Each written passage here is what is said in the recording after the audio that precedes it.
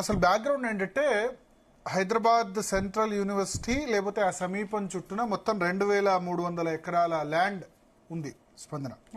దీనిలో 1700 ఎకరాల వరకు దాదాపు హైదరాబాద్ సెంట్రల్ యూనివర్సిటీ పరిధిలో ఉంది. ఈ హైదరాబాద్ సెంట్రల్ యూనివర్సిటీని ఎప్పుడు ఏర్పాటు చేశారంటే జై ఆంధ్ర జై తెలంగాణ ఈ రెండు ఉద్యమాల తర్వాత ఇందిరాగాంధీ హయాంలో 1970s 1971 అనుకుంటా బహుశా హైదరాబాద్ సెంట్రల్ యూనివర్సిటీని ఏర్పాటు చేశారు. అప్పుడు ల్యాండ్ వాల్యూ ఇంత లేదు.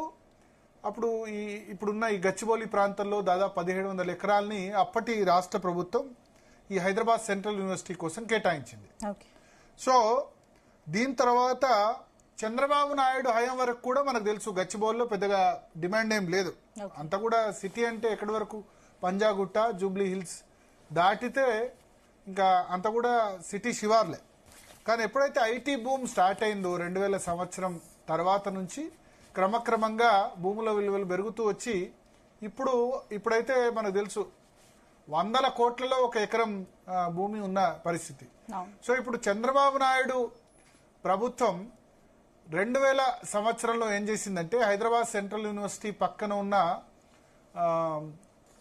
భూమిని ముఖ్యంగా గచ్చిబౌలి స్టేడియం నిర్మాణాని కోసం ఒక 40 ఎకరాలు హైదరాబాద్ సెంట్రల్ యూనివర్సిటీ దగ్గర నుంచి తీసుకుంది వాజ్పేయి హయాంలో.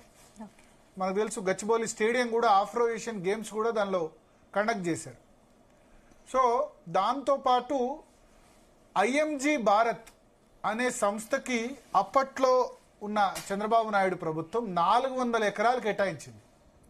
400 ఎకరాల భూమి. ఇప్పుడు ఏదైతే ఈ వివాదం భూమి చుట్టూ నడుస్తుందో ఈ భూమి ఐఎంజీ భారత్ బిల్లీరావు అనే వ్యక్తికి ఐఎంజీ భారత్ స్పోర్ట్స్ ఇన్ఫ్రాస్ట్రక్చర్ అక్కడ డెవలప్ చేస్తారు. ఈ 400 ఎకరాల్లో స్పోర్ట్స్ ఇన్ఫ్రాస్ట్రక్చర్ కొత్తగా చాలా స్టేడియాలు నిర్మిస్తారన్న ఉద్దేశంతో అప్పటి ఉమ్మడి రాష్ట్రంలో చంద్రబాబు నాయుడు ప్రభుత్వం బహుశా 2002-2003లో ఈ భూముల్ని హైదరాబాద్ సెంట్రల్ యూనివర్సిటీ పక్కన ఉన్న భూముల్ని కేటాయించింది. సో ఆ భూముల్ని కేటాయించినప్పుడు ఐఎంజీ భారత్ బిల్లీరావును అప్పట్లో ఉన్న కాంగ్రెస్ ప్రభుత్వం వైఎస్ రాజశేఖర రెడ్డి దాన్ని వ్యతిరేకించారు. వైఎస్ రాజశేఖర రెడ్డి అప్పుడు ఆపోజిషన్ లీడర్. సో ఈ 400 ఎకరాలకి బదులు హెచ్సియుకి ఏంటంటే పక్కన ఉన్న వేరే ల్యాండ్ హైదరాబాద్ సెంట్రల్ యూనివర్సిటీకి రాష్ట్ర ప్రభుత్వం ఇచ్చింది. సో ఇచ్చిన తర్వాత ఏమైంది, వైఎస్ రాజశేఖర రెడ్డి అధికారంలోకి వచ్చిన తర్వాత వెంటనే చంద్రబాబు నాయుడు ప్రభుత్వం చేసిన భూ కేటాయింపుల్ని 2006లో చేసిన 2004 కంటే ముందు చేసిన భూ కేటాయింపుల్ని వైఎస్ రాజశేఖర రెడ్డి ప్రభుత్వం రద్దు చేసింది. ఏమని, ఈ ING Bharat sports infrastructure sports స్టేడియాలు కడతామని చెప్పారు, కానీ ఇది ఫేక్ సంస్థ, ఇది చంద్రబాబు నాయుడుకు సంబంధించిన బినామీ సంస్థ. ఈ బిల్లీరావు అనే వ్యక్తి చంద్రబాబు నాయుడు బినామీ అంటూ వాళ్ళు రాజశేఖర రెడ్డి ప్రభుత్వం అంటే రాజశేఖర రెడ్డి నేతృత్వంలోని కాంగ్రెస్ ప్రభుత్వం ఈ 400 ఎకరాల కేటాయింపు ఏదైతే ఇప్పుడు 400 ఎకరాల గురించి వివాదం నడుస్తుందో హైదరాబాద్ సెంట్రల్ యూనివర్సిటీ పక్కన ఉందో దాన్ని ఆ కేటాయింపును రద్దు చేసింది. ఆ రద్దు చేయడాన్ని ఐఎంజీ భారత్ సంస్థ కోర్టుల్లో సవాల్ చేసింది. అల్టిమేట్ గా హైకోర్టు సుప్రీంకోర్టు అన్ని కోర్టుల్లో కూడా ఆర్గ్యుమెంట్ కంప్లీట్ అయ్యి మొన్న 20 సంవత్సరాల తర్వాత దాదాపు 20 years తర్వాత సుప్రీంకోర్టులో ఫైనల్ జడ్జిమెంట్ ఏమొచ్చిందంటే ఎస్ రాష్ట్ర ప్రభుత్వం అంటే అప్పట్లో ఉన్న ఉమ్మడి ఆంధ్రప్రదేశ్ ప్రభుత్వం ఐఎన్జీ భారత్ కు భూములు కేటాయిస్తూ తీసుకున్న నిర్ణయాన్ని రద్దు చేయడం సమంజసమే, ఈ భూములు రాష్ట్ర ప్రభుత్వానికే చెందుతాయి, అంటే ఇది ప్రభుత్వ భూములే తెలంగాణ ప్రభుత్వ భూములే అంటూ ఇటీవల సుప్రీంకోర్టు జడ్జిమెంట్ ఇచ్చింది. సో ఇప్పుడు ఈ 400 ఎకరాలు ఇప్పుడు ఖాళీ ఉంది. అయితే 2003-04లో హైదరాబాద్ ఇప్పుడున్న హైదరాబాద్ సెంట్రల్ యూనివర్సిటీ పరిధిలో ఈ భూములు లేవు. ఇప్పుడు రేవంత్ రెడ్డి ప్రభుత్వం వచ్చిన తర్వాత దీన్ని అన్ని ప్రభుత్వాలు కూడా కొట్లాడాయి. అప్పట్లో వైఎస్ రాజశేఖర రెడ్డి, రోషయ్య, కిరణ్ కుమార్ రెడ్డి, ఆ తర్వాత కేసీఆర్ ప్రభుత్వం అందరూ కూడా అది ప్రభుత్వానికే చెందాలి భూములు, ఎందుకంటే బిల్లీరావు ఐఎంజీ భారత్ అనేది బినామీ కంపెనీ, దాని స్పోర్ట్స్ ఇన్ఫ్రాస్ట్రక్చర్ కేవలం ఎందుకంటే తెలుసుకోవాలి చాలా మంది భూములు స్పోర్ట్స్ ఇన్ఫ్రాస్ట్రక్చర్ కేవలం ఆఫ్రో ఏషియన్ గేమ్స్ కోసం ఏర్పాటు చేసిన ఇప్పుడు గచ్చిబౌలి స్టేడియం అంటాం మనం, తెలుసు కదా గచ్చిబౌలి స్టేడియం. దానిలో ఆఫ్రో ఏషియన్ గేమ్స్ కండక్ట్ చేశారు, మెయిన్ ఈవెంట్ కూడా కండక్ట్ చేశారు వాజ్పేయి ఆయనలో. హైదరాబాద్ లో 2003లో ఆఫ్రో ఏషియన్ గేమ్స్ జరిగాయి. చంద్రబాబు నాయుడు మందుపాత్ర పేలుడు నుంచి బయటపడి కూడా ఆఫ్రోవేషన్ గేమ్స్ లో ఒక కట్టుతో మనకు కనిపిస్తారు అప్పుడు. సో హైదరాబాద్ అప్పట్లో ఒలింపిక్స్ కూడా ఆయన మళ్ళీ అధికారంలోకి వస్తే ఒలింపిక్స్ ఆయన టార్గెట్ అని కూడా చెప్పిన పరిస్థితి.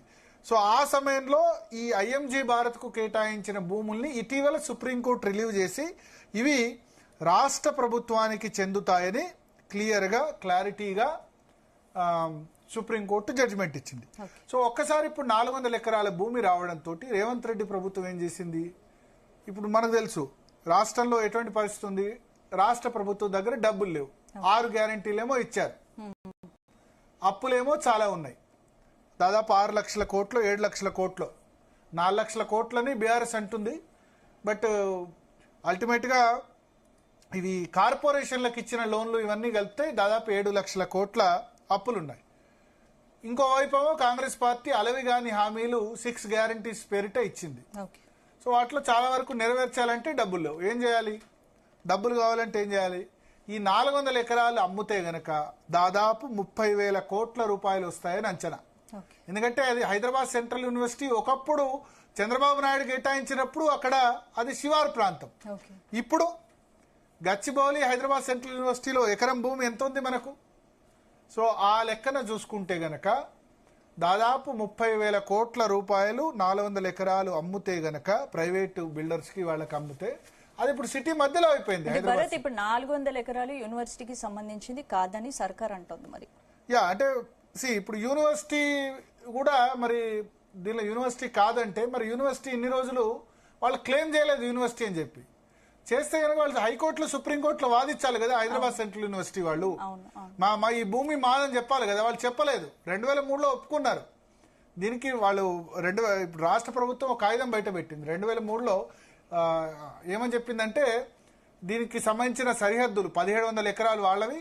దానికి అదల్ బదల్ జరిగింది. అదల్ బదల్ అంటే ఇప్పుడు హైదరాబాద్ సెంట్రల్ యూనివర్సిటీకి సంబంధించిన కొంత ల్యాండ్ ను రాష్ట్ర ప్రభుత్వం తీసుకొని రాష్ట్ర ప్రభుత్వం కొంత ల్యాండ్ ను హైదరాబాద్ సెంట్రల్ యూనివర్సిటీకి అప్పగించింది. సో 400 ఎకరాలు అటు తీసుకొని 500 ఎకరాలు ఇది అప్పగించింది, సేమ్ వాల్యూ. సో ఇప్పటి వరకు హైదరాబాద్ సెంట్రల్ యూనివర్సిటీ ఇది భూమి మాదని క్లెయిమ్ చేయలేదు. ఒకటి క్లారిటీగా చెప్పాలంటే, ఎందుకంటే నిన్న ప్రెస్ రిలీజ్ చేశారు ఆ విషయంలో మేము కట్టుబడి లేవని. కానీ రాష్ట్ర ప్రభుత్వం చేసిన దాని ప్రకారం హైకోర్టులో గానీ సుప్రీంకోర్టులో గానీ ఎక్కడ ఇప్పుడు 20 సంవత్సరాల ఆర్గ్యుమెంట్ జరిగింది కదా. ఈ భూముల్లో ఎక్కడ పార్టీ కాలే కదా హైదరాబాద్ సెంట్రల్ యూనివర్సిటీ. సో ఆ హైదరాబాద్ సెంట్రల్ యూనివర్సిటీ పార్టీ కాలేదు ఇక్కడ. సో ఇప్పుడు సరే బీజేపీ ఎంపీలు ఇప్పుడు మాట్లాడారు. ఇవాళ ధర్మేంద్ర ప్రధాన్ కేంద్ర విద్యాశాఖ మంత్రిని కలిశారు, ఎడ్యుకేషన్ మినిస్టర్లు. తర్వాత ఇప్పుడు ఎన్విరాన్మెంట్ మినిస్టర్ భూపేంద్ర యాదవ్ను కూడా కలిశారు. సో కలిసిన తర్వాత ఇప్పుడు అల్టిమేట్ జరుగుతుంది అంటే బీజేపీ నిన్న హైదరాబాద్ సెంట్రల్ యూనివర్సిటీ మేము ఆ పాత సర్వేకి ఏదైతే అంగీకరించలేదు అని వాళ్ళు చెప్తున్నారు. ఈ భూముల విషయంలో రాష్ట్ర ప్రభుత్వం స్టాండ్ కరెక్ట్ కాదంటారు. కానీ ఎవరేమన్నా ఒకటి సుప్రీంకోర్టు ఇప్పుడు జడ్జిమెంట్ ఇచ్చేసింది. స్పందన ఏమని జడ్జిమెంట్ ఇచ్చింది? ఈ భూములు రాష్ట్ర ప్రభుత్వాన్ని చెందుతాయని జడ్జిమెంట్ ఇచ్చింది. సుప్రీంకోర్టు జడ్జిమెంట్ ఇచ్చిన తర్వాత అది హెచ్సియు భూములని మనం చెప్పలేం. అయితే ఇక్కడ ప్రధాన అబ్జెక్షన్ ఏంటంటే ఆ భూముల్లో ఆ భూముల్ని గనక తీసుకుంటే ఎకలాజికల్ బ్యాలెన్స్ దెబ్బతింటుంది. ఇప్పుడు ఈ భూమి ఇంతలా వివాదం కావడానికి కారణం ఏంటంటారు?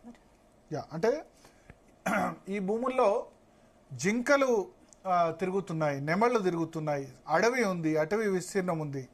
సో ఇవన్నీ కూడా ఇష్యూస్ ఉన్నాయి. సో దానికి సంబంధించి main problem Hyderabad central university అంటే సెంట్రల్ యూనివర్సిటీ పక్క ల్యాండ్, సెంట్రల్ యూనివర్సిటీకి సంబంధించిన ల్యాండ్ కాదు. సో ఆ విషయంలో మనం క్లారిటీ తీసుకోవాలి. సో అద్దంకి దయాకర్ గారు